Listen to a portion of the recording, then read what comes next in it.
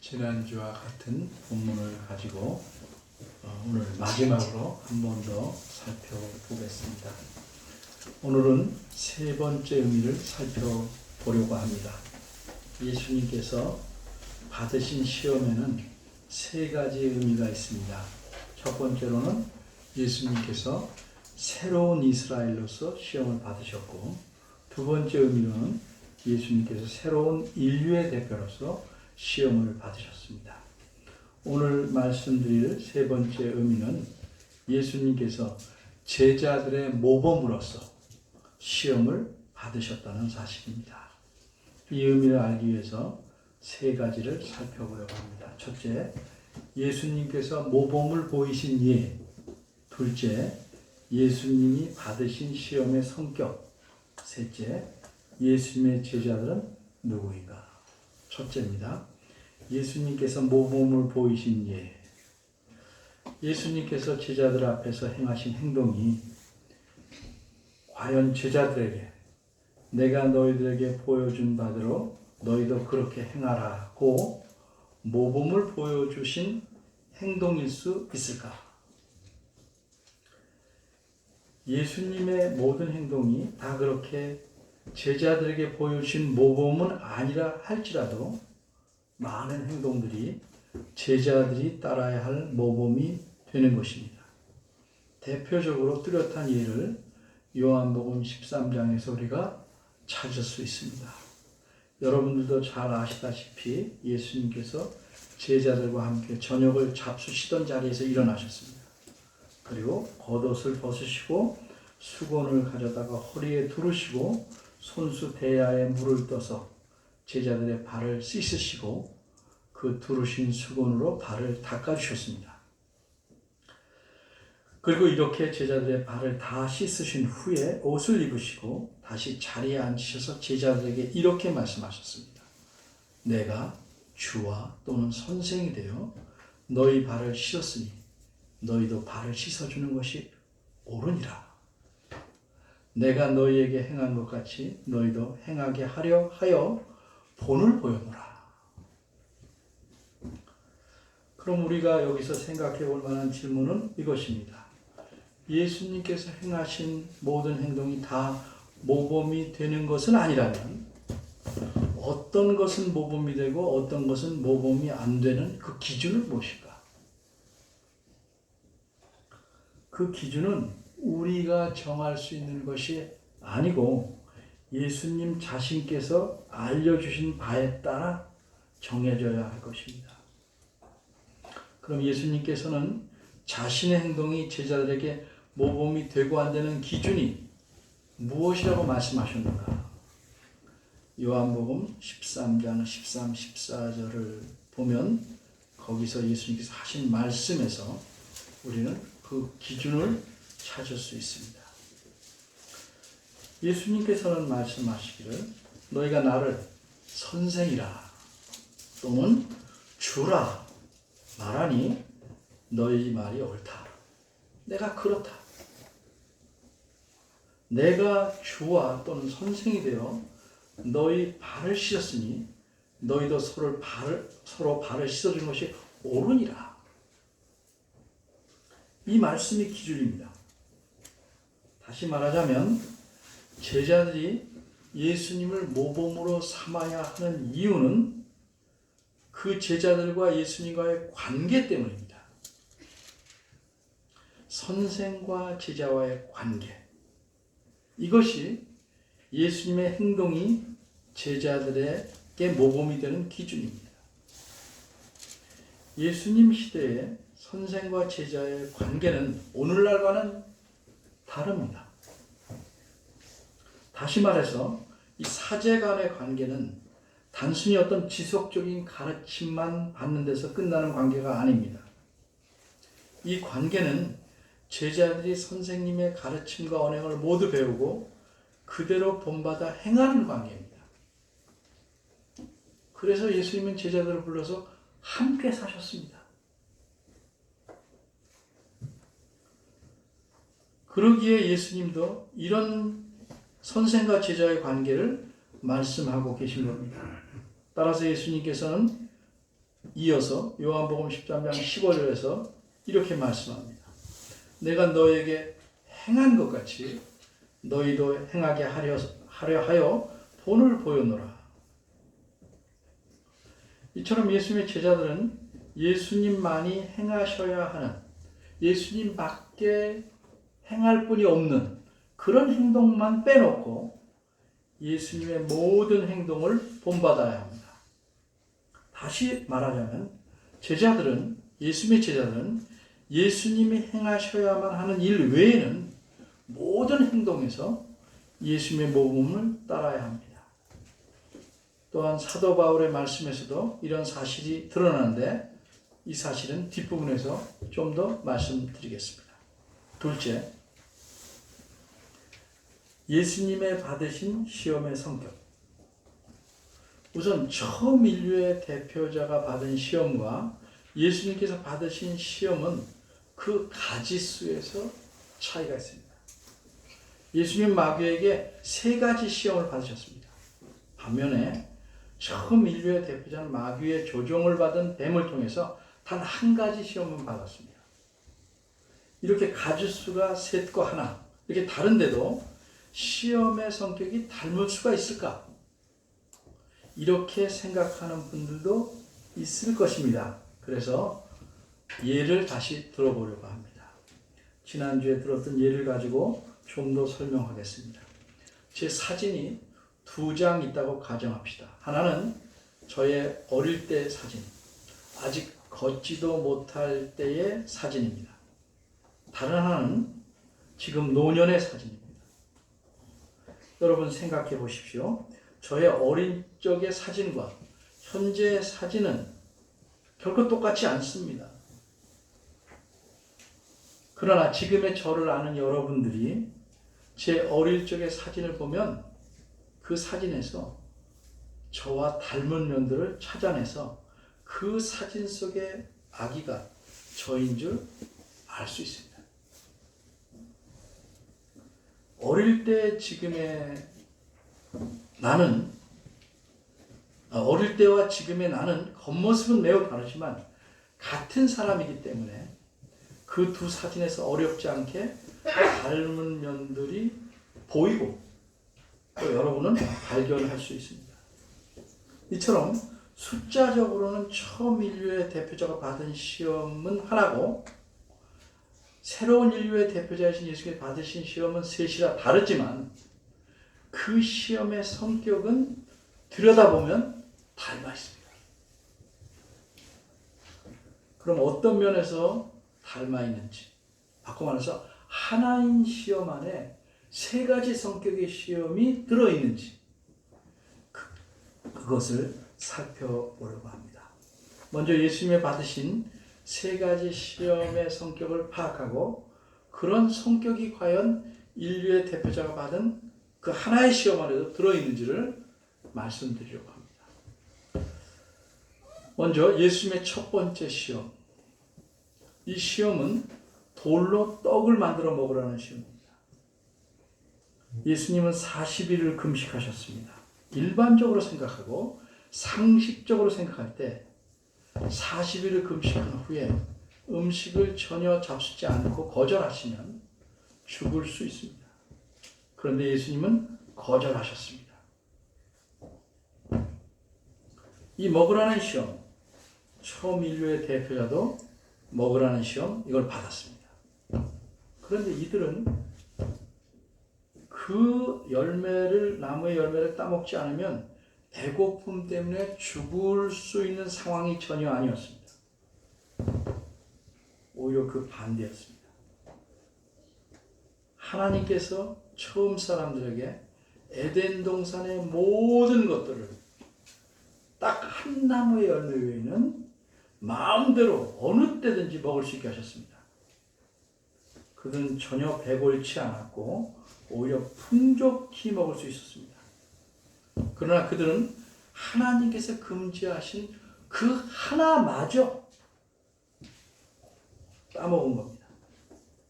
하나님 말씀을 정면으로 거역하고서 그랬습니다. 그러니까 이들은 먹는 일에 하나님 말씀을 거역하면서까지 탐욕을 부렸던 것입니다. 예수님의 두 번째 시험. 이 시험은 뛰어내리라는 시험입니다. 성전 꼭대기에서 뛰어내리면 하나님께서 보호해 주실 것이라는 이른바 안전에 관한 시험입니다. 하나님께서는 첫 인류에게 선악과를 따먹지 말라 말씀하셨습니다. 이때 그렇게 금지하신 목적을 먹는 날에는 정령 죽으리라, 이렇게 하나님께서 말씀하셨습니다. 그런데 선악을 알게 하는 나무의 실과는 먹지 말라, 내가 먹는 날에는 정령 죽으리라 하는 창세기 22장 17절 말씀은 이 아쉬운 번역 때문에 종종 오해되고 있습니다. 조금 줄여주실래요? 형제.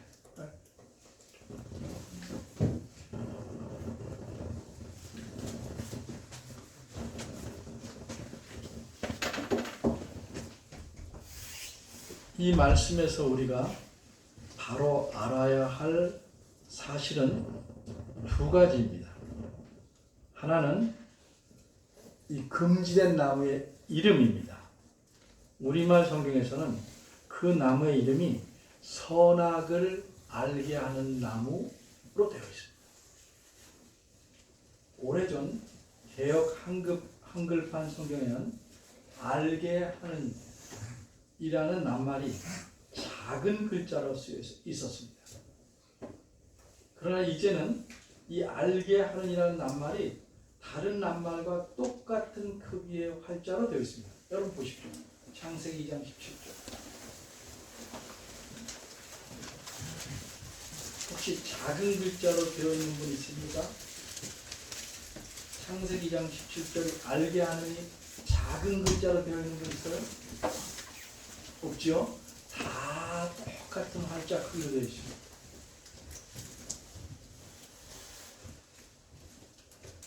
작은 글자로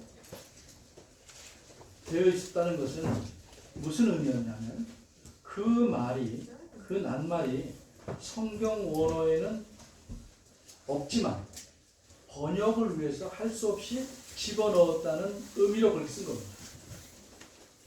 그런데 똑같은 크기의 활자로 되면 이것은 원어에도 알게 하는 이라는 낱말이 있다는 뜻으로 보여집니다. 그래서 선악을 알게 하는 나무라는 이름을 보면 이 나무의 열매를 따먹을 경우요, 이 열매에 선악을 알게 하는 효능이 있는 것이다 라고 생각하게 됩니다. 그럼 이렇게 생각하게 되므로 사람들은 논리적으로 두 가지 심각한 질문에 부딪히게 됩니다. 하나는 처음 인류는 아직 선악을 알지 못하는 바보였거나 상당히 미개한 사람이 아니었는가 하는 점입니다. 정말 그렇다면 그렇게 부족한 사람으로 하여금 만물을 다스리게 하신 하나님은 지혜롭다고 하시기는커녕 정상적인 분이었을까 하는 의문까지도 들 수 있습니다.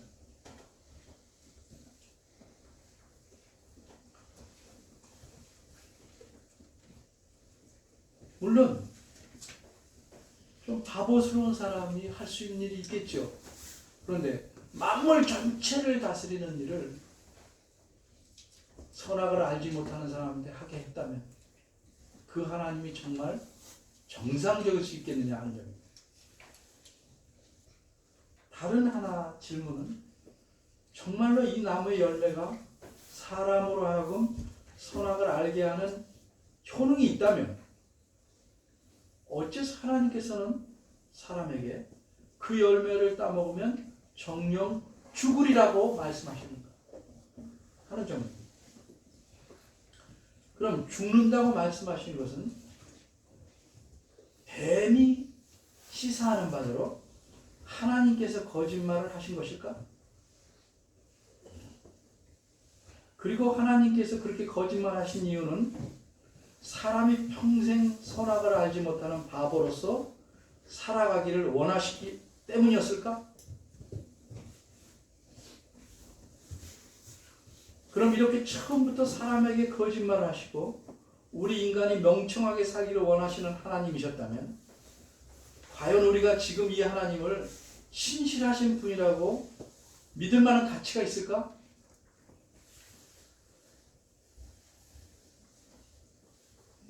그런데 이런 의심들과 하나님에 대한 불신을 만들어낸 원인은 다름이 아닌 이 아쉬운 번역 때문입니다. 그럼 원어에 맞게 번역한다면 선악을 알게 하는 나무를 어떻게 번역해야 좋겠습니까? 제 생각으로는 선악의 지식나무, 선악의 지식나무라고 해야 바람직하다고 생각합니다. 이렇게 번역하면 이 나무의 이름이 낯설기는 하지만 그 열매에 선악을 알게 하는 효능이 있다는 식의 편견은 주지 않습니다. 그러기에 하나님에 대한 심각한 문제도 일으키지 않습니다. 그럼 하나님께서 그 열매를 따먹지 못하게 하신 이유가 무엇일까?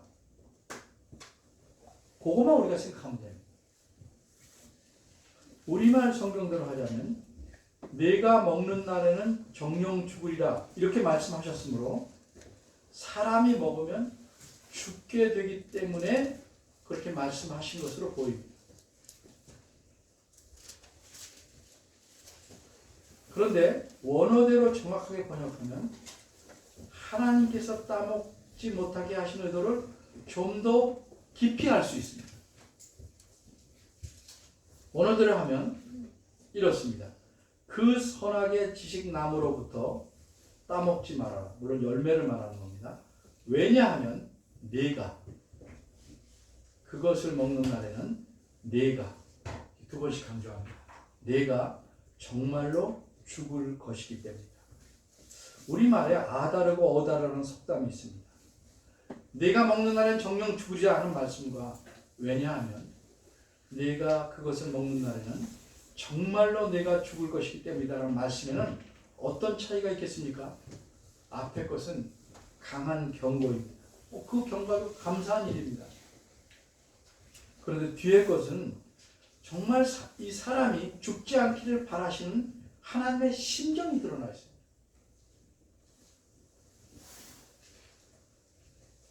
이처럼 하나님께서는 첫 사람들이 에덴 동산에 중에서 죽지 않고 계속 살아가기를 원하셨습니다. 에덴 동산이 어떤 곳입니까? 가장 안전한 곳이고 행복하게 영원히 살 수 있는 곳인데 그런 곳에서 살아가기를 원하시는 겁니다.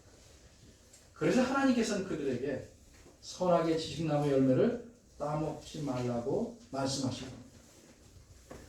그런데 불행하게도 그들은 뱀을 조종한 마귀의 유혹에 빠져서 하나님 말씀을 무시했고 이로써 하나님의 심정을 정면으로 외면 거절했던 것입니다.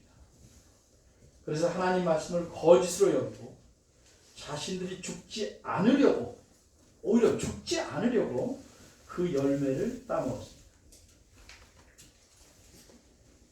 그들이 죽지 않고 안전하게 살고 행복하게 살고 영원히 살 수 있는 영생은 하나님 말씀에 따라 순종한 것에 있음에도 불구하고 그들은 스스로를 죽음에 이르는 길로 내몰았던 것입니다.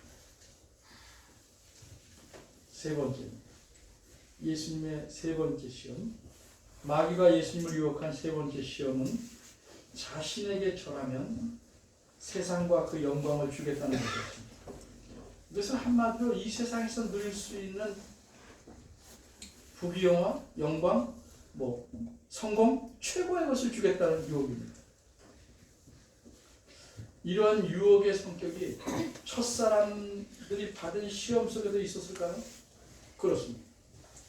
마귀는 뱀을 통하여 첫사람에게 선악의 지식나무의 열매를 먹어도 결코 죽지 않는다, 이렇게 말합니다. 그럼 어째서 하나님은 먹으면 정녕 죽으려고 하셨는가? 이 점에 대해서 뱀을 조종한 마귀는 하나님께서 거짓말을 하셨다 하는 방향으로 몰고 갑니다.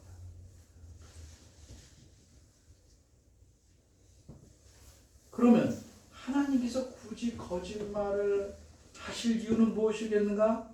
이렇게 사람의 마음속에 떠오를 만한 질문을 마귀는 예상하고 그 이유에 대해서는 이렇게 대답합니다. 그것을 먹는 날에는 너희가 하나님과 같이 될 줄을 하나님이 아시기 때문이다. 이 말이 무슨 뜻입니까? 하나님은 이미 알고 계셨다는 겁니다. 무엇을 알고 있었어요? 사람이 그 열매를 따먹으면 하나님과 같이 된다. 즉 신이 된다는 것을 알고 있었다. 그래서 바꿔 말하자면 하나님께서는 사람이 신이 되지 못하고 열등한 상태로 계속 살게 하시려고 그렇게 거짓말하셨다는 겁니다.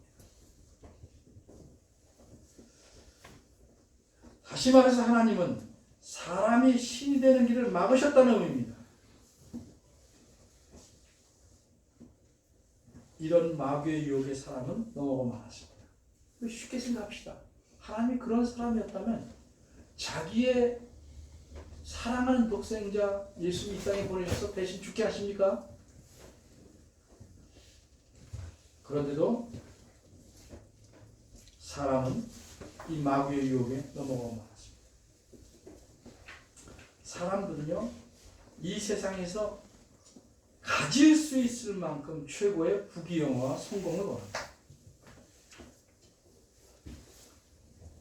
그것을 못 이룰 것 같으니까 포기하고 누르는 것이지, 이룰 수 있다고만 생각하면 악착같이 이루려고 합니다. 그게 사람의 탐욕입니다. 예를 들어보면 부귀영화와 성공을 이룬 왕들을 보십시오. 그 다음에 무엇을 원했습니까? 그들은 신이 되기를 원했습니다. 신이 되는 걸 왜 원합니까? 영원히 살기 원하고 영원히 행복하고 영원히 권력을 잡기 위해서 그랬습니다. 그래서 예를 들면 진시황은 불로출구하는 데 애를 썼습니다. 역사를 보면 애굽의 왕들과 바벨론의 왕들과 로마의 왕들은 신이 될 수 없으니까 자신들을 스스로 신으로 높여서 자신들만 섬기게 했습니다.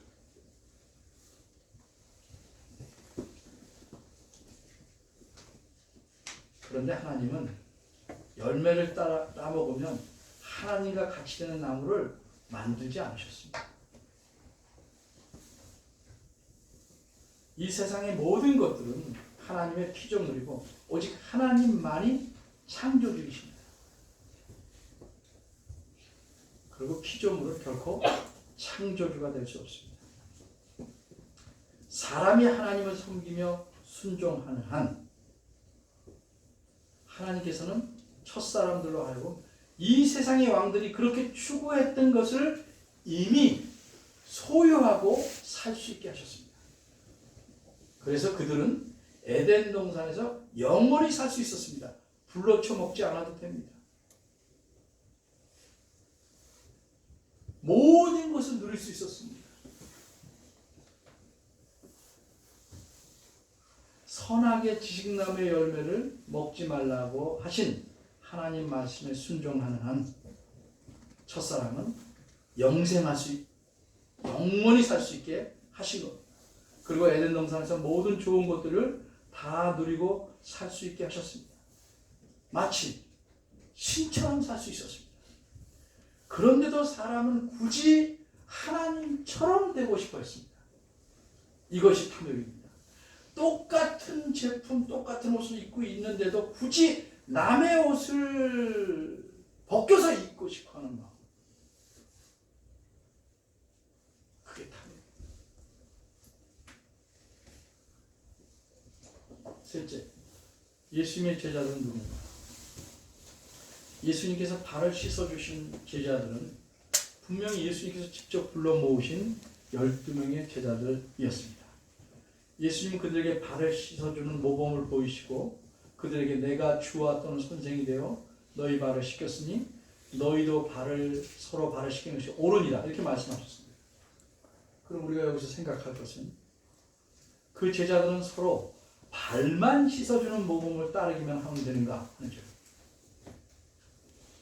그렇지 않습니다. 길거리를 가다 보면 손대지 마시오라는 표시를 보게 됩니다. 그럼 손 외에 발이나 몸은 대도 될까요?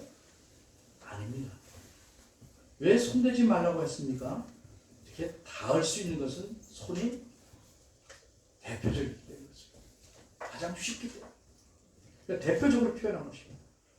예수님 당시에 발을 씻겨주는 일은 하인들이 행해야만 하는 가장 천한 일이었습니다. 그러니 발을 씻기는 모범을 따른다는 것은 발만이 아니고 가장 천한 일까지도 행하라 하는 의미입니다. 하나 더 생각할 것은 그럼 이 예수님 당시 12제자 외에는 더 이상 예수님의 모범을 따르지 않아도 되는가 하는 점. 바꿔 말하면 우리와는 상관없는가 하는 점. 예수님께서 12제자를 불러 세우신 목적이 뭡니까? 예수님께서 세상에 계신 기간은 한정되어 있기 때문에 12제자를 통해서 세상 끝날까지 그리고 이 세상 어디에서든지 모든 이들을 예수님의 제자로 삼으시려고 했기 때문입니다. 그렇게 예수님께서는 하늘로 올라가시기 직전에 제자들에게 이런 명령을 내리셨습니다. 그러므로 너희는 가서 모든 족속으로 제자를 삼아 내가 너에게 분부한 모든 것을 가르쳐 지키게 하라. 볼지어다 내가 세상 끝날까지 너희와 항상 함께 있으리라. 그러므로 복음을 듣고 예수를 믿게 된 모든 사람들은 예수님의 제자가 되는 것입니다. 믿은 다음에 좀 더 시간이 지나야 되는 게 아니고 예수님을 믿으면 곧 제자입니다. 그래서 예수님을 믿으면 예수님께서 보이신 모든 모범들을 그대로 따라가기 시작해야 합니다. 그러기에 사도 바울도 그리스도인, 즉 예수님의 제자들의 궁극적인 목표가 예수님을 닮는 것이다. 이렇게 말씀했습니다. 로마서 8장 29절에 하나님께서 미리 하신 자들로 또한 그 아들의 형상을 본받게 하기 위해서 미리 정하셨다. 이렇게 강하게 말하고 있습니다. 정리합니다. 사람에게는 첫사랑부터 크게 세 가지 종류의 유혹이 따라오게 말입니다. 먹는 유혹, 먹고 사는 유혹이죠. 안전에 관한 유혹, 부귀영화와 성공에 관한 유혹.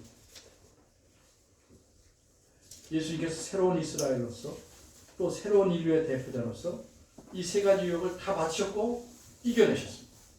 새로운 이스라엘, 새로운 인류는 누굽니까? 예수님을 믿게 된 사람들입니다.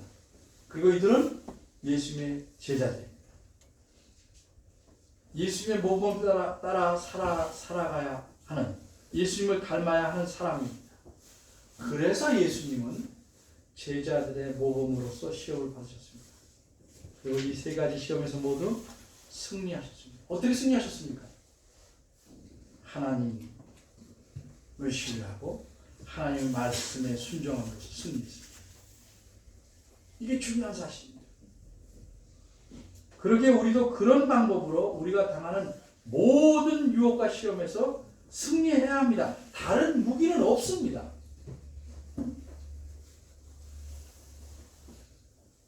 이렇게 모든 시험에서 승리하고 예수님 모범을 따라가는 것이 예수님을 닮아가는 삶이고 하나님을 기쁘시게 하는 삶입니다. 요한계시록을 보면 장차 짐승에게 절하지 않은 자는 먹고 살기 불가능합니다. 안전하지도 않습니다. 세상에서 성공이 불가능하게 됩니다. 그때 우리는 어떻게 해야 됩니까? 짐승에게 절해서 짐승의 표를 받아서 먹고 안전하고 부귀를 누리며 살아야겠습니까? 아니면 예수님처럼 죽기를 각오하고 하나님 말씀을 의지하고 하나님을 신뢰하고 살아야겠습니까? 내가 예수님의 제자로 살아가려고 하는지 아니면 제자인 척하며 내 탐욕을 추구하면서 살아가려고 하는지를 깊이 생각해 보시기를 바랍니다. 기도하겠습니다.